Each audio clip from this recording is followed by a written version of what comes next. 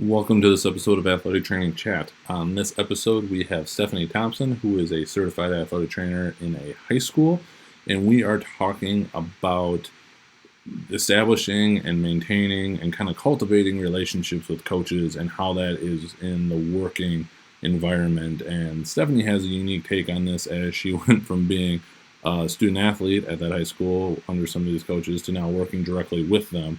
And so we just talk about some of the challenges and some of the best ideas and tips and things to help establish those relationships and boundaries to have it be successful and make it seem as if we are working with those coaches and not necessarily for them. Really good insights in this episode. As always, we are powered by Mueller Sports Medicine. Please give them a look as you're getting ready for next year's inventory ordering. All of their stuff is high quality and very affordable in working through all the different distributors. But with that, please enjoy this episode.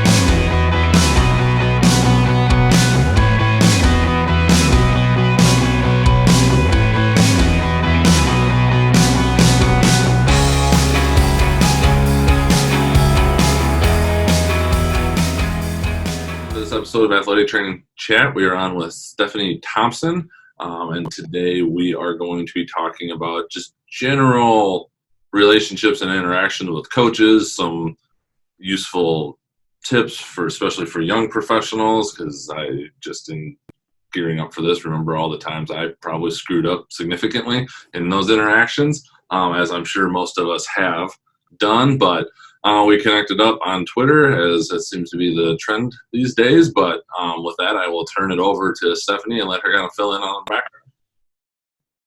All right. So, like I said, I'm Stephanie. I graduated from the high school that I work at now. So I graduated at high school. I went to Baylor, got my degree in athletic training at Baylor. Then I went and started working at Training Mother Frances Hospitals at the White House, at White House High School. And I was getting my master's in education at the time. And then I got a phone call from my high school track coach who was serving as the AD. And he said, "Hey, our athletic trainer just quit. Would you like to be our athletic trainer?" So I packed up and moved back home. And now I'm serving under a different AD. He was the boys AD, and now he's full-time AD. And I actually ran track with his daughter. So, yeah. Kind of nice when it comes all full circle. Yeah. Yeah, it's neat. So we kind of said, I said it right before we actually started hitting record, like relationships with coaches are really its own dynamic, and it's hard to get training in it in undergrad depending on where you go. I went to a big D1 school and had very little interaction with coaches. I don't know what your experience was at Baylor, also being a pretty large institution, Division I.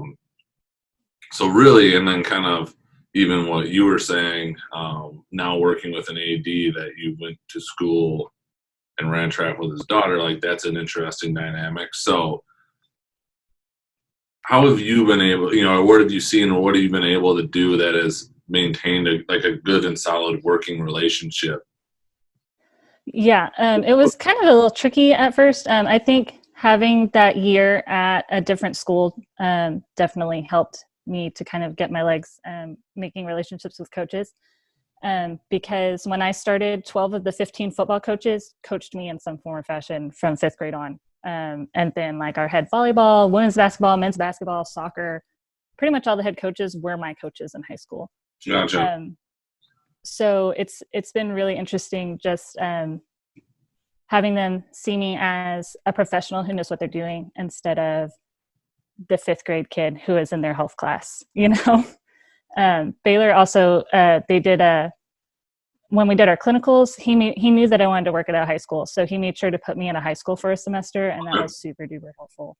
Getting able to do evaluations on my own and getting to talk to coaches that also have a certified kind of back me up and say, "Oh, maybe you should say this next time. Maybe you should look at this." So that was really awesome, having a mentor.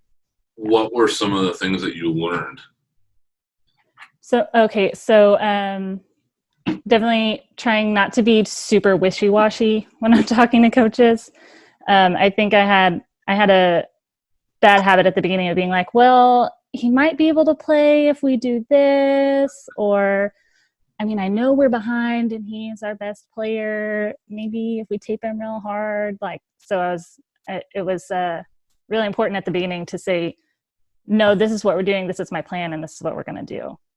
So being very firm is something that I learned over the years, and it's definitely helped with my interactions, I think, for sure. Anything else, or like young professional? I don't know how many years you've been in the profession. 6. So, still kind of in that realm, but not fresh out of No. grad school. Because again, just kind of even referencing my, like, oh boy, I think back, I'm like, what was I doing? Like, in trying to appease everybody. And also my other realization is, like, the coaches that I started working out, the head coach, had probably been coaching almost longer than I had been alive. So he's seen some stuff. Like, just because I passed the test doesn't exactly make me the expert for a very intelligent guy that's been doing it for a while. What other, like, would you, if you could go back for people just graduating and getting into it, like, ideas or tips that you might have? Definitely having a mentor. That was really, really important to me my first year. I had 2 super awesome ATs that I worked with, and they were there to help give me advice, or not even necessarily like, hey, I don't know how to do this, but someone to vent to, so they could say, like, I've been there too. Once I got to Pleasanton, I was all by myself. The closest school is, 10 miles away. That's not super far, but we don't talk ever at all. Okay. So making sure that I have somebody, calling somebody or texting friends, or just having a network, connecting with people on Twitter. You need somebody to talk things through, to rant about. The first couple of years at Pleasanton, I had nobody to talk to, and it was brutal. So, yeah. Again, we were talking about your unique situation, with all the coaches, and obviously establishing a relationship with coaches is really important, and gaining a rapport, and trust doesn't just happen overnight. All ends. Any pitfalls that you've seen kind of from your unique situation, and already having those pre-existing ones, or even in just kind of your general observation or anything with other people? I think at the beginning, I was like trying too hard to be better than who was before me. I know it's like not a competition, but I kind of made it a competition at the beginning. So I was here all the time. I was on call all the time. I was too available. And so it got to the point that I'm, getting phone calls at 10 o'clock on a Saturday, can you come look at this kid? That was definitely, from a personal standpoint, I think a pitfall. Like, I was still able to do my job, but there was no balance there. Right.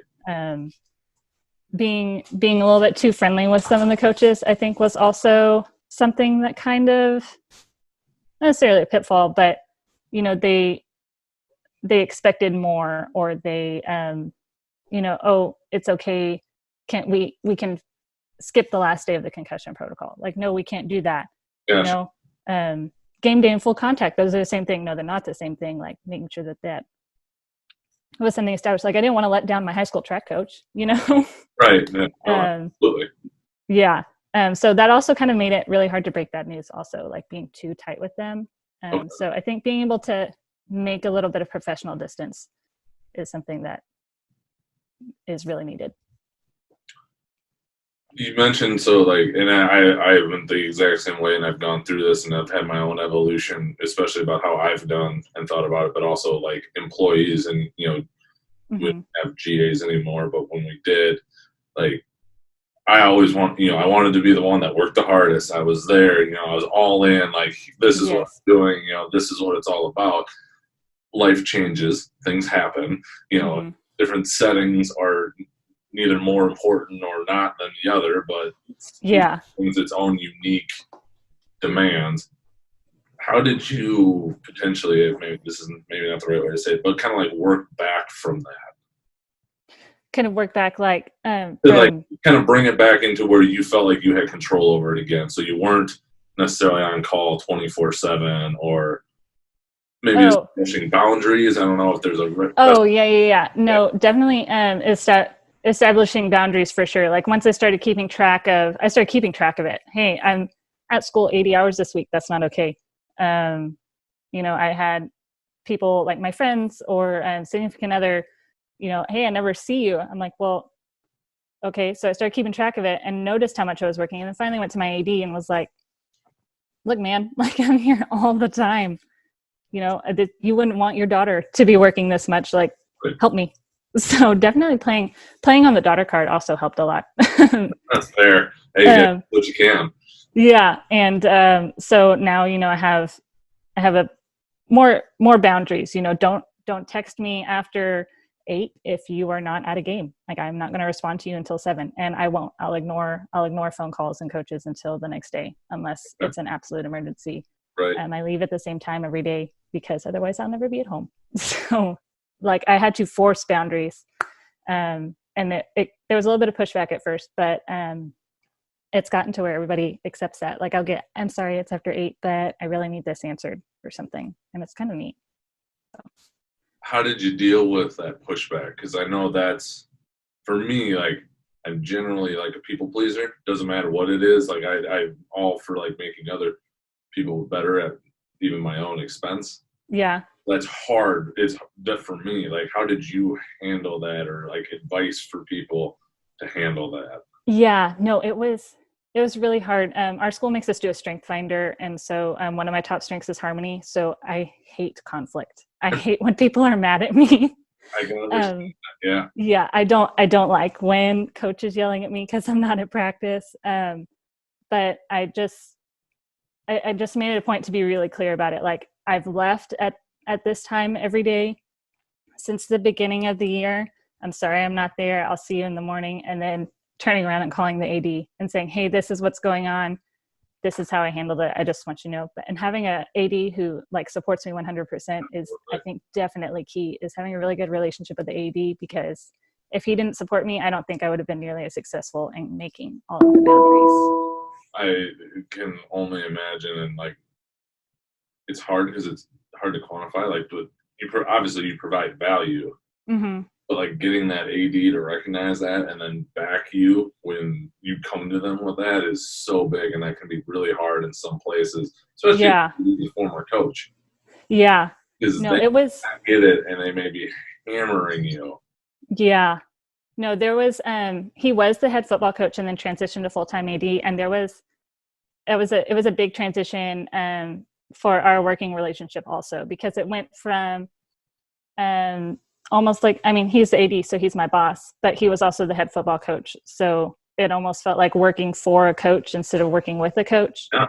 And then once it translated to him being my AD, we had much more of a partnership. It seems like it should have been more of a partnership as a football coach, but as AD, it feels a lot more as a partnership. Which is that he got to see the other side of things. He didn't only see me at football practice setting up water and stretching kids. He saw me at morning treatments. He saw me at all of the games. He saw me doing everything. So gave him some perspective on it. Yeah, he got to see everything that I do, and it was awesome. We actually had a conversation this year. A parent called and complained that I wouldn't ankle tape his kids for every single practice. Yeah. And because I was like, hey, I'm not ever at practice. Get an ankle brace during the practices. I'll tape you during games if that's what you need. Right. But this is what we're gonna do. And he went and called and complained to the AD, and the AD was like, hey, I hired her to be the athletic trainer, so I'm gonna defer to her for any athletic training decision. Like that's her job. That's why I hired her. And I was like, Coach Dumont, like that was the nicest thing. No, that's Thank you for respecting me. So it was awesome. And taping ankles for every practice is really cost effective. Yeah. Not just that, but like I work junior high and we have soccer. So 4 of the 5 days I'm not even in the training room. Like I'm at a practice. I mean, I'm at games. So right. I'm like, how am I supposed to tape you if I'm not even in the room? It was super.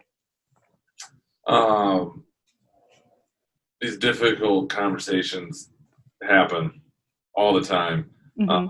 No, you're a harmony person and you don't enjoy them.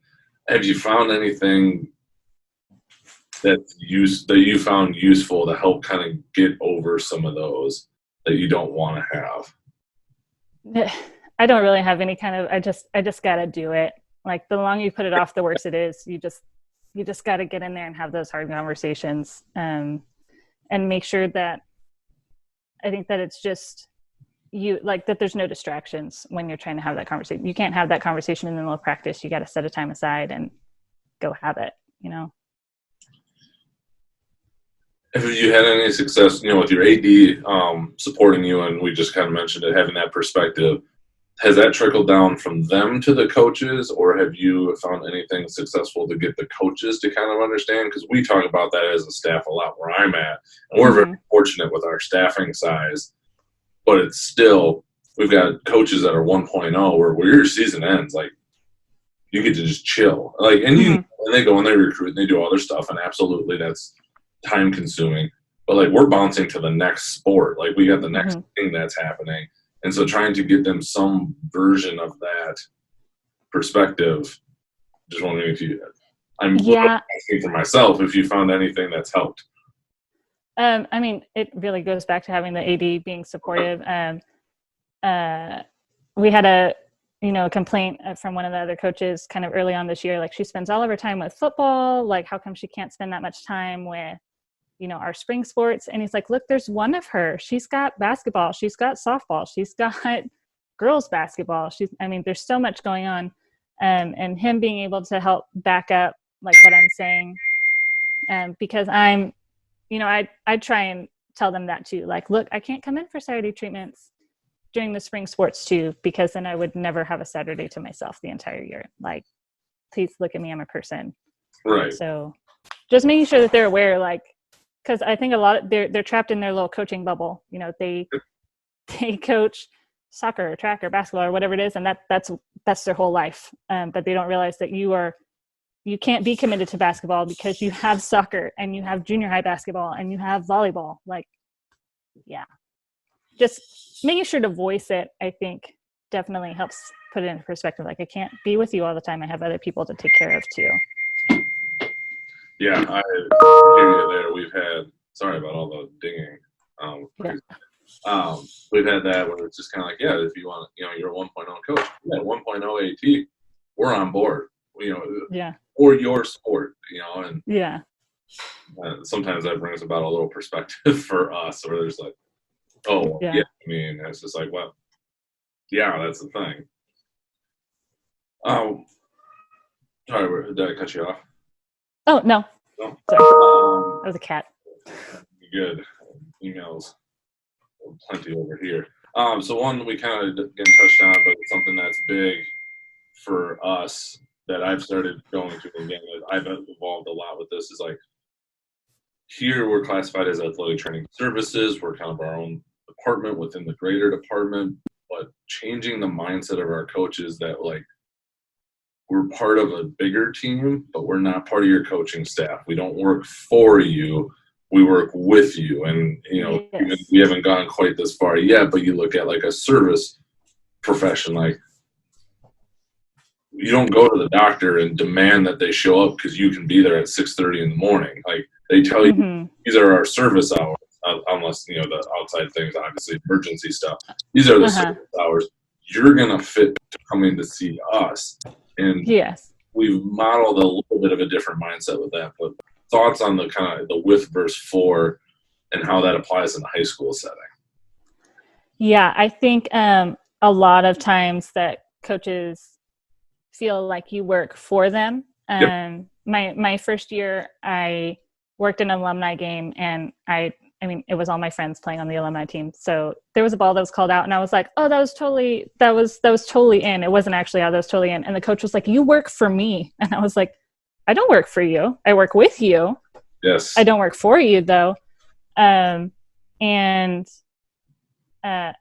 really fought back with that, mainly with snark. I haven't had any serious conversations about it yet with any of them, but earlier this year, is my favorite example.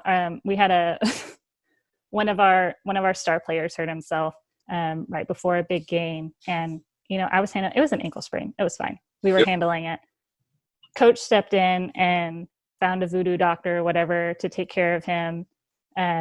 Calls grandpa. I mean, they're doing everything. They're working together, kind of cut me out of it. And I'm like, Coach, that's what I was doing everything that this voodoo doctor did. Like, now this kid is missing school. Now I can't touch him anymore because he's under somebody else's care. Like, what the heck, Coach? Why are you totally stepping over me? And he apologized. But then at the game on Friday, I looked at him and I was like, hey, how about instead of having him run those wheel routes, let's just do straight post routes, and why don't we hand the ball to the running back instead, and we'll just keep the receivers out of it. And he gave me a look like, who the heck do you think you are? Like, I wish I could translate the fire that was in his eyes when he looked at me. And I was like, doesn't feel so good, does it, when other people tell you how to do their job? And he was like, I said I was sorry. So being able to fight back in ways like that, when they tell me how to do my job, I turn around and tell them how to do their job. And I've definitely, it's probably not the best way to do it, but it's working for now. And then having the hours of availability is probably the more serious way to do it. So I think, to your point, like, there's a time and a place for like that type of thing and that overstep, because that is one we have definitely brought up to our coach. Yeah. If you want me to tell you how to train your athletes, I'm happy to relay my opinion. Yeah. But why would you think it's okay for you to tell me, but me not to tell you? Like, that's, you don't. Yeah, and if we had coaching most, if he had whatever.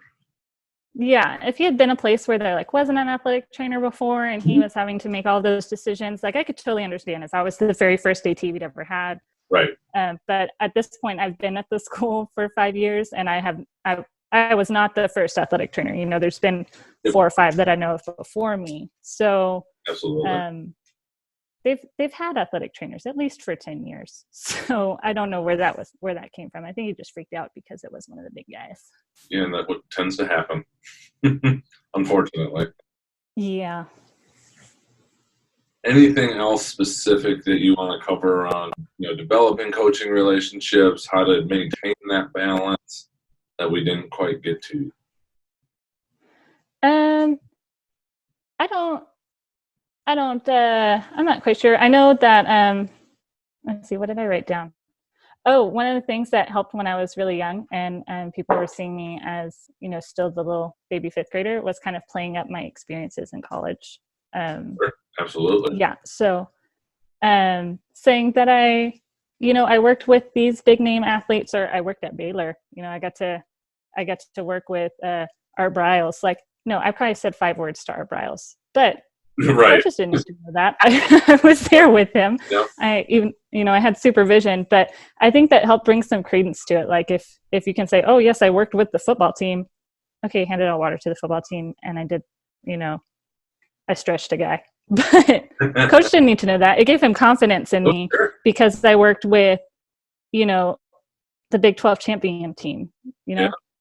He doesn't need to know how small a part, but if it was able to give him the confidence in me, instant confidence in me, and I didn't really have to fight as hard for it. So that's a good, I think that was helpful. Yeah. And then I also need to make sure that I just talk to them about their lives. Like, sometimes I get really caught up in, okay, this is, Pedro's ankle sprain, and this is what we're going to do with that, and have a nice day. Like, I need to make sure that I'm having conversations with them outside of that ankle sprain, like, hey, how's your wife doing? Even if I don't necessarily care. It helps build a relationship. Understandable. Yeah. Well, with that, want to jump into those 5 questions? Sure. I noticed you had you're currently getting your DAT. Oh, yes. But that kind of goes right into this question is, where do you see athletic training going in the next 5 to 10 years?